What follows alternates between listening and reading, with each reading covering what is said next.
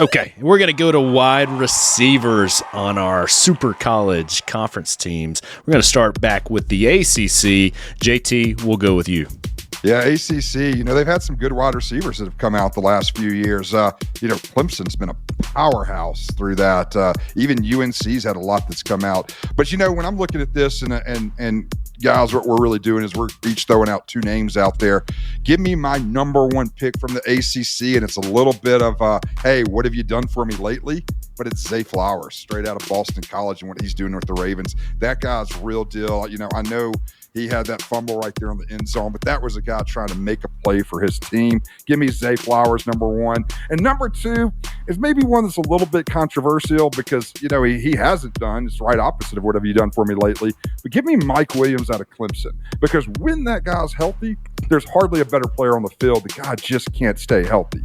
But for our sake and for our purposes, and we throw this through the simulation, everyone's healthy. I'm taking Zay Flowers. I'm taking Mike Williams. Nobody's going Tutu Atwell? Not yet. Exactly. Bubba, we'll go to you. Or Braxton Berrios out of Miami. No, JT, you're 100% right. The best receivers in the ACC are absolutely coming out of Clemson, but you're highlighting the wrong two. Obviously, number one, DeAndre Hopkins. No one has done it better for longer. He's had a lengthy career. He's always the number one receiver on his team, no matter where he's gone. And he hasn't been on great teams, and he's still been a superstar. Give me DeAndre Hopkins for number one. Then number two is a guy that I think is absolutely explosive, a guy that should be a number one receiver, but is just overshadowed by an absolute legend in Cincinnati. Give me T. Higgins out of Clemson as well. Super fast, great downfield speed. When he catches it, he takes off. I like T. Higgins and DeAndre Hopkins as my two picks in this one. I knew you were going to go T on this one. He just had that Bubba feel to it on the T. Higgins. He did. Oh, Big Bubba No Trouble loves that sweet tea, baby. He does. And TT, there you go. Hey, so we're going to take this. We got 4, right? We're selecting 3. We're going to take it to a fan vote. Fan vote's been working out. You guys decide who will be the top 3. Bubba, I do like that T. Higgins pick. I think he got the raw end of the stick this year, knowing that, hey, old Joe Burrow's not in action, and he's a high-volume production type of guy. About the raw end of the stick, it's you, biggin. Hey, well, and that say we'll keep it moving to the Big Ten. And Bubba, we'll start with you. I mean, the Big Ten, you could almost make a complete list out of Ohio State receivers here, but I'm not even going. I'm going to the real powerhouse school of receivers coming out, and that is Maryland. Give me the 2 Maryland receivers. I think they're the actual 2 best coming out of the Big Ten. I'm talking about number one, the man from Buffalo, Maryland wide receiver, Stephon Diggs. Again, an absolute legend, a guy who's done it for forever, who's quarterback proof, but has amazing things once Josh Allen came there.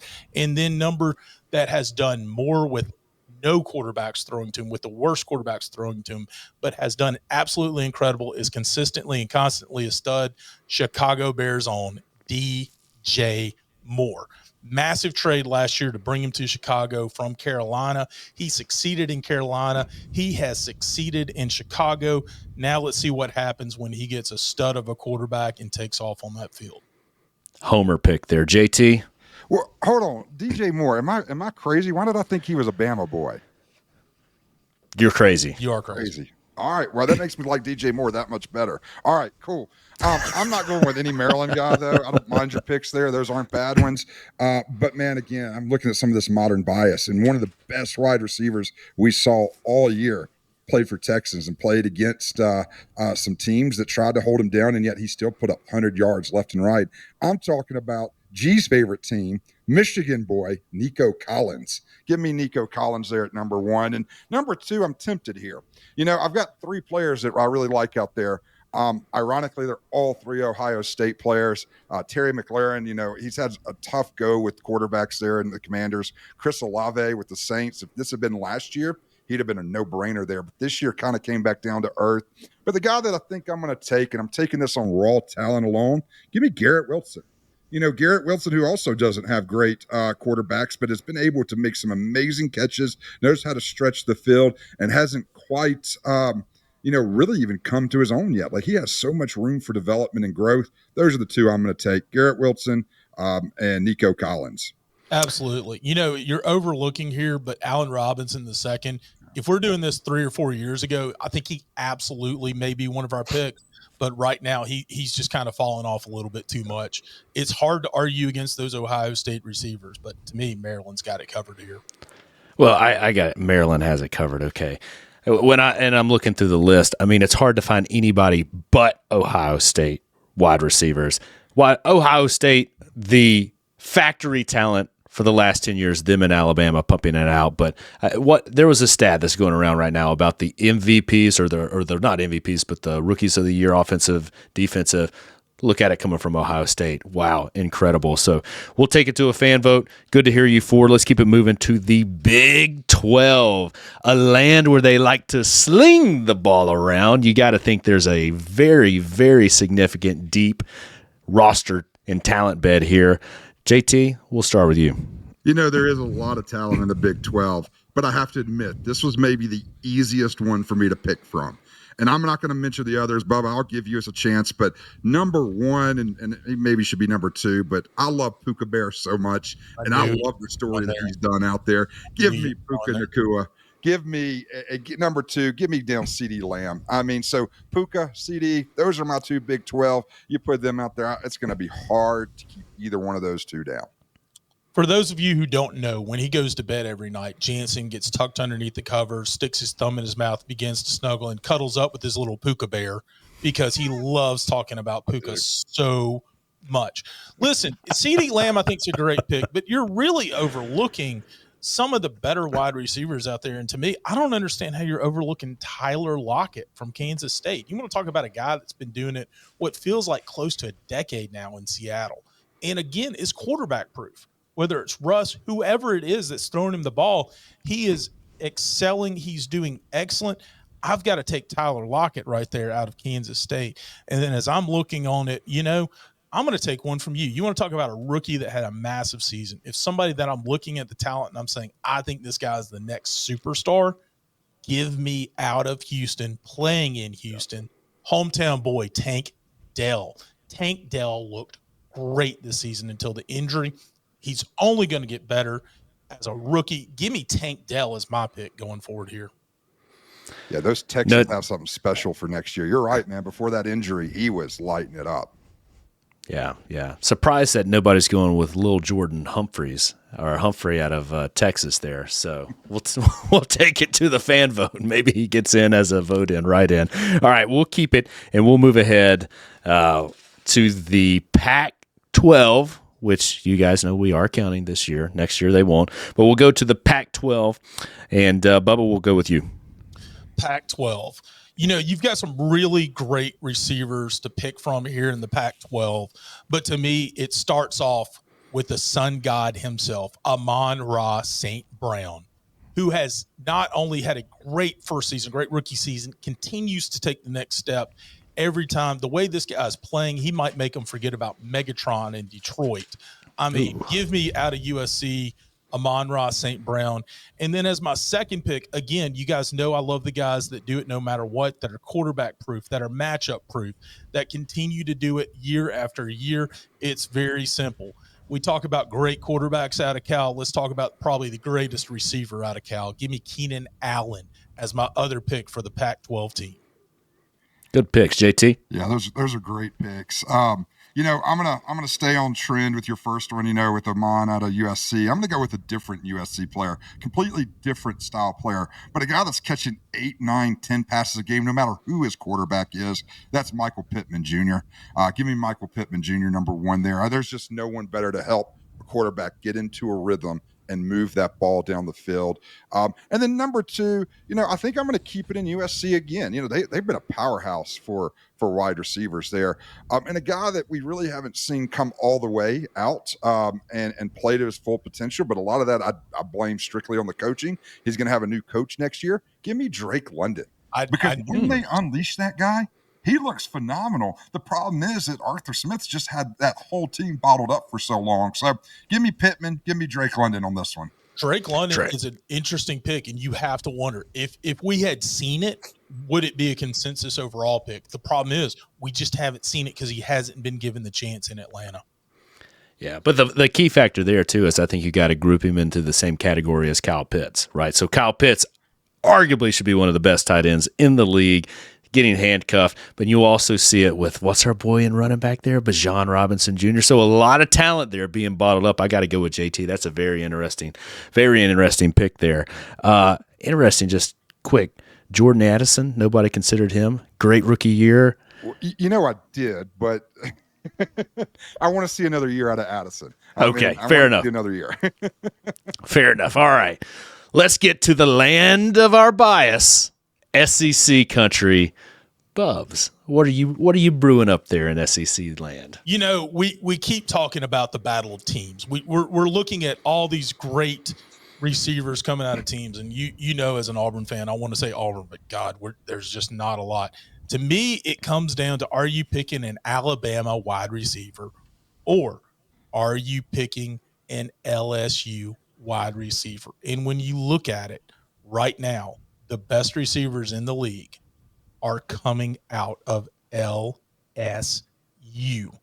Jansen, I'm going to leave one of them for you because I know exactly where you're going to go as the Vikings fan. Give me Jamar Chase as my pick out of LSU. But you know what? I'm going to go a little curveball. It's not an Alabama wide receiver. It's not an LSU wide receiver. You know who I want as my number 2? The man from Tampa Bay. Give me Mike Evans. Ooh, like it. Texas I like that. A&M continues to do it. He's an automatic 1,000 yards every year. Automatic 1,000 yards, gets it done every year. If I was building an all-time franchise, I gotta have to think that 2 guys I want on my team, Keenan Allen and Mike Evans. So was it? Imagine if Mike Evans would not have been there with Johnny Manziel. Would we even be having any level of conversation of talent with Johnny Manziel? No. Was it truly Mike Evans that right. made Johnny Manziel? We said that. I mean, it was backyard football. Johnny ran around and tossed it up, and Mike Evans, no matter where it was. Yeah, and he called it. There we go. JT, where you at? Well, Bubba, I appreciate you leaving me the man, the myth, the legend, Justin Jefferson, number 1. He's got to be in there. Possibly the number 1 talent in the NFL. So, JJ, you're in there. You're my man. I can't wait for the comeback this year. And number 2, I'm not going Alabama either. I'm tempted to go Ole Miss with an A.J. Brown, but I'm going with the man who's going to the Super Bowl. A man out of USC, and no, we're not talking Southern Cal. We're talking Deebo Samuel in South Carolina. Give me Deebo Samuel, because guess what? Not only can he run down the field and catch the ball, he can run in the backfield and run with it too. So Deebo Samuel, Justin Jefferson. Look, this SEC team, these lineup of wide receivers, this is going to be hard to beat because they're going to be able to do everything on the simulation. I think it's crazy the amount of disrespect we just gave Alabama wide receivers. But it absolutely just happened. It absolutely, and I'm not going to argue with that. I mean, you gotta, when you look at Justin Jefferson and you look, but let's remember who we forgot: DK Metcalf. The guy is built like a Greek god, right? And it'd be interesting to see what they're. But when you're not talking about Cooper or Jerry Jeudy or Mechie or Ridley or Sims or Devontae Smith, all of those guys, they are great. But this is such a deep league here in the SEC. You could really go on and on and on and on and on here. So the very interesting picks there. Is incredibly impressive. Incredibly. All right, so let's get here. This is going to be a little bit of a deeper dive here. The non-Power 5. And yes, we include Notre Dame here. Notre Dame, you can take that as a shot or not. So we're going to go the non-Power 5 here. Bubba, we'll start with you. Non-Power 5 conference is interesting because there's some great players that did not go there, but to me, it starts out with Devontae Adams, a Fresno State product, looks absolutely fantastic. He's done it under Rodgers. He looked good in Las Vegas. Give me Devontae Adams as my number 1. As my number 2, I think it becomes a little more interesting and a little bit more of a debate. But I'm going to take the guy from the school that got the death penalty and came back. Give me Cortland Sutton coming out of SMU right there for the Denver Broncos. Ooh, no Rashee Rice if you're going SMU. Some good picks there, Bubba. Somebody that can actually catch the ball. JT. I'm tempted to go ahead and sink this team in simulation and pick someone like Chase Claypool because we know wherever he goes, the team just can't win. Loses. No, exactly. You're talking about a wild card. Chase Claypool has all the athletic talent in the world and just completely ruins any team he goes to. My number one pick, I'm going to go with a guy that's been a little bit of a diva this year, but he really has the talent, and that whole locker room really's got to get it together. He's on the Steelers. He's out of Toledo. Give me Deontay Johnson right there as my number one receiver out of this pick. And then I'm really tempted. I'm looking at my two Chiefs out there. Marquez Valdez-Scantling, you have all the physical attributes to be a monster in this league, to be one of the best wide receivers, except you got bricks for hands, which is why we got to go Rashee Rice, SMU guy, Chiefs player. That's my number two. Is MVS. Look, y'all know I love my Madden. I have put you on my team like every year since you were a rookie because on Madden, you're phenomenal. But when you get on the real field, you just drop that ball. But so Rashee Rice, I'm glad you're able to catch the ball and do something for the Chiefs. But man, MVS, you're the talent that could have been. And that brings us to what is actually going to be a really, really easy, the non-FBS division, right? And when we look in the non-FBS division, it's a no-brainer. But for sake of conversation, Bubba, where are you going? It is a no-brainer. It's absolutely a no-brainer. We talked about the SEC has absolutely the best depth. Here in the non-division one, it has the best two elite players and then nobody else afterwards. So, number one, gotta be Tyreek Hill, product of West Alabama, Livingston, Alabama. And right now, Oklahoma State fans are like they're in the same Jalen Hurts conversation with that one. But it is West. It is West. We're claiming where he graduated from. You got to claim where he graduated from. And then Jansen, I'll let you take the other obvious. So I'm gonna go ahead and make my other pick here, which is Christian Watson coming out of North Dakota State. He's done great things up in Green Bay. Give me him as probably end up our number 3. I'll let you take the number 2. But shout out real quick to Kansas City Chiefs on Montrell Washington out of the Sanford University Bulldogs. Hey, I'm glad to see. I didn't realize he was with Kansas City, and I'm curious how up to date that is. So that's also, I know he'd been at Denver in your backyard there, JT, and bounced around a little bit. So always good to see there, man. That's awesome. Well, I appreciate you leaving me one, Bubba. The obvious number 2 there is the guy that has been the best wide receiver the past few years until Puka Bear came around, and that's Cooper Kupp. Cooper still has a lot in the tank out of Eastern Washington. Guy's just been a stud, been consistent, been able to move that ball up and down the field. And this is where it got tough, was that fourth one. I love the Christian Watson pick. Again, that's a guy that hadn't quite got to his full potential. So I was debating between Rashad Shaheed out of New Orleans, really more of a return specialist than a wide receiver, but he had a good year this year, Weber State guy. But I'm going to go with a guy that's been in for quite some time. A guy that led the way for the people like Cooper Kupp and some of these players. Give me the former Minnesota Viking, the currently over there in Purgatory in Carolina, Adam Thielen, coming straight out of Minnesota State. Give me him for the number 2 spot for me. Love it. Where he's going to die, where everybody goes to die. Carolina Panthers. Absolutely. Yeah, Thank you that's where the number 1 pick. Yeah. Hey, shout out to Gunnar Oshevsky. If you're listening, name. I have no clue. He is very satisfied that I pronounced his last name. I've got correctly. another one. Oshevsky. Another great name. Cephas Johnson III. If you don't know somebody named Cephas, you're not living right. 100%. That is the most Louisiana name I've ever heard in my entire life. John Bob Botti. All right, we're gonna go with our wild card picks. Quick and easy, JT. Wild card. Where you at? So this is where your Bama boys get the love for me. When I'm looking at the wild card, I'm looking at everyone that's out there. I'm taking 2 Bama boys. I'm taking Jalen Waddle and I'm taking Amari Cooper. And again, those 2 we didn't even really bring up when we were debating it, and I could have gone a couple other ways. But I think those are the wild card picks that I'm going to run with this one. We could go dive much deeper in the pool, but we really didn't give them any love. So I'm going to stick with those 2 on my wild card. Bubba. I like it as the 2 wild card picks. To me, I'm really trying to make these true wild cards. So let's take wild card number 1. You mentioned him earlier, but Scary Terry McLaurin. Love Scary Terry. Love that guy. You know, it's a guy that, again, I want to see. I think it's more interesting to see what he can do with a better quarterback behind him, with better downfield.